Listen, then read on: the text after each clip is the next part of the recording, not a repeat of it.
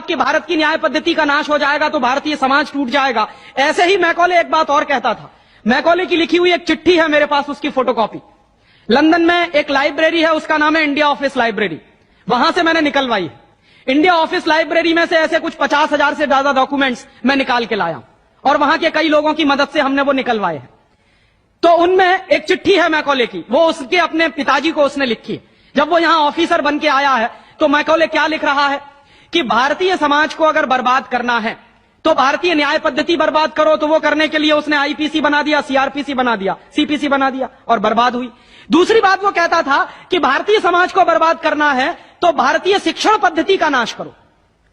तो मैकॉले कहा करता था कि जो भारतीय शिक्षण पद्धति है, वो खुद मानता था इस बात को, यह दुनिया की सबसे ज्यादा विकसित और सबसे अच्छी पद्धति।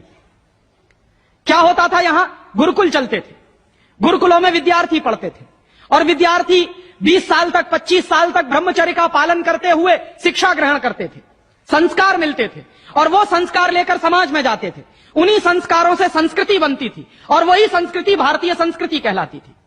ऋषि थे, मुनि थे, बड़े बड़े ज्ञानी थे, महात्मा थे, वो गुरुकुलों को चलाया करते थे और सारे के सारे गुरुकुल जो चला करते थे उनमें वेदों का अध्ययन, पुराणों का अध्ययन, उपनिषदों का अध्ययन, जो भारतीय ज्ञान है, जो भारतीय मनीषा है, उन्हीं सबका अध्ययन संस्कृत के माध्यम से कराया जाता था। मैकॉले ने क्या किया कि गुरुकुलों का नाश अगर करना है तो उसने एक कानून बनाया। क्या कानून बनाया?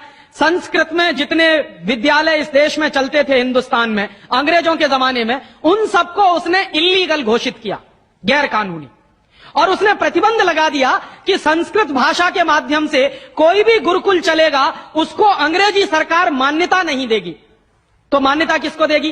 अंग्रेजी के माध्यम से जो कॉन्वेंट स्कूल चलेंगे उनको अंग्रेजी सरकार मान्यता देगी।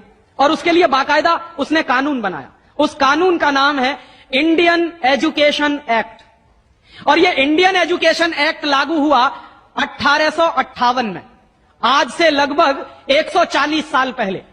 तो 140 साल पहले जो कानून लागू हुआ था अंग्रेजों के जमाने में, वही कानून आज भी चल रहा है।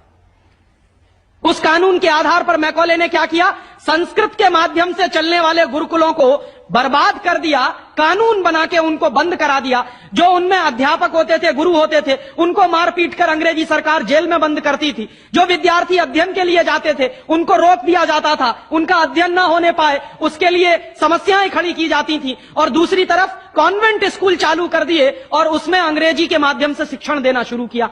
एक दिन उसने अपने बाप को चिट्ठी लिखी और इस चिट्ठी में उसने ये लिखा कि मैंने हिंदुस्तान में एक ऐसी शिक्षण पद्धति पैदा कर दी है जिसमें अगर हिंदुस्तानी विद्यार्थी पढ़ेंगे तो पढ़कर निकलने के बाद वो शरीर से हिंदुस्तानी होंगे, दिमाग से सब अंग्रेज हो जाएंगे।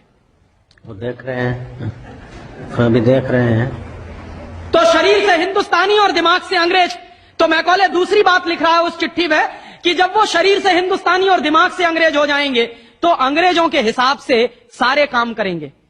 और वो विद्यार्थी जब कॉन्वेंट स्कूल में से निकलेंगे तो सबसे ज्यादा गालियां भारतीय संस्कृति को देंगे, सबसे ज्यादा गालियां अपने मां बाप को देंगे। कैसे? मॉम और डैड कह के।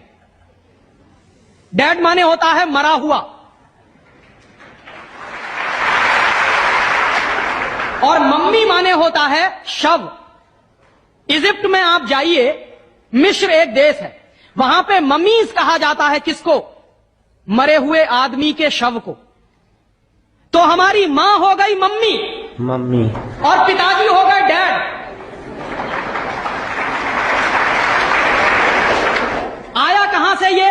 मैकॉले ने डाल दिया हमारे दिमाग में।